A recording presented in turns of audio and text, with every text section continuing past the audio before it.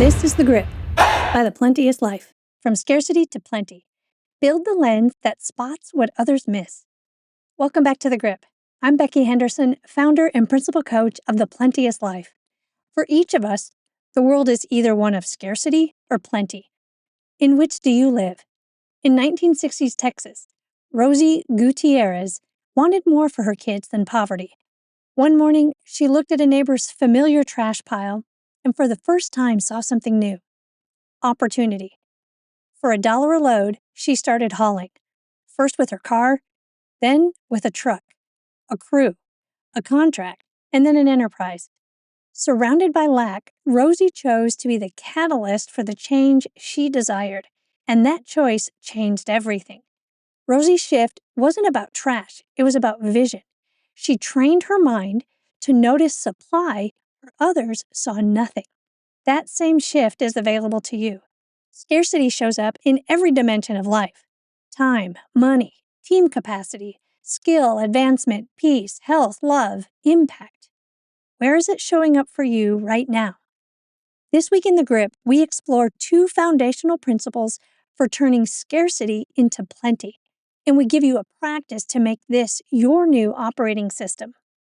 Imagine always having more than enough of what matters to you. How would that impact your mission? Let's dive in. Transforming scarcity to plenty. Principle number 1, plenty starts with perception. Whether you live in a world of scarcity or plenty is driven by your perception, and perception is driven by language. You always get the experience you say you're having. Here's the good news. If you want to stop living in scarcity and start living in plenty, it begins with new language. If you declare scarcity, you'll find more of it. Declare plenty, and soon that's exactly what you'll see. It trains your brain to surface resources, allies, and options that were always there, but previously invisible. Focus your attention with questions to identify opportunity hidden in plain sight. What's already available, accessible, or working? How can I leverage this to serve others? What's the advantage in this? This shift creates inner ease, which frees your brain from threat mode and unlocks creativity, clarity, and decisive action, the raw ingredients of sustainable scale. When you see plenty, you will act in a manner consistent with plenty.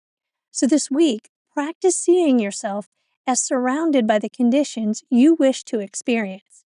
And if you're already subscribed to The Grip by email, you received our step-by-step instructions for a powerful practice that will help you cultivate and feel this sense of plenty deep inside. Check your inbox for that. If you're not yet subscribed and want to get free tools like this in the future, join us today through the link in the comments. Seeing plenty as accessible in advance precedes the way of making plenty real as a result. Principle number 2, plenty materializes through responsibility. Plenty is a context, not a wish. If something is missing, it's missing because you have not yet created it. And that's great news. After you choose the lens of plenty, take responsibility for building what you want. This is vital for making plenty a material reality. When you lack plenty, the only thing actually missing is the commitment to create it. Responsibility turns vision into velocity. What new commitment would generate plenty in your life? The most iconic companies today transformed scarcity to plenty right before our eyes. Airbnb. The world saw overpriced hotels and no vacancy. Brian Chesky and Joe Gebbia saw air mattresses on living room floors. Chobani Yogurt. What others dismissed as a shuttered craft factory, Hamdi Yulukaya turned it into America's top yogurt brand. Uber. The world saw too few taxis and endless waits. Travis Kalanick and Garrett Camp saw millions of idle cars and drivers ready to roll. 1-800-GOT-JUNK.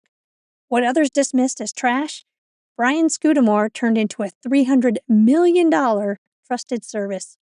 WeWork. The world saw overpriced, rigid office leases. Adam Newman saw underused buildings that could become shared hubs of energy. Netflix. The world saw dreaded late fees and limited rental options. Reed Hastings saw the internet's potential to stream on demand. Amazon. The world saw single retailers constrained by shelves. Jeff Bezos saw millions of third-party sellers with near infinite inventory. Where are you declaring scarcity and calling it reality?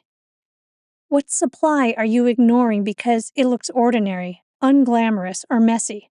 And what are you willing to build that shifts your world from lack to plenty? Plenty is not luck, it's leadership. Choose the lens that reveals what's already available. Then take responsibility to create what's missing.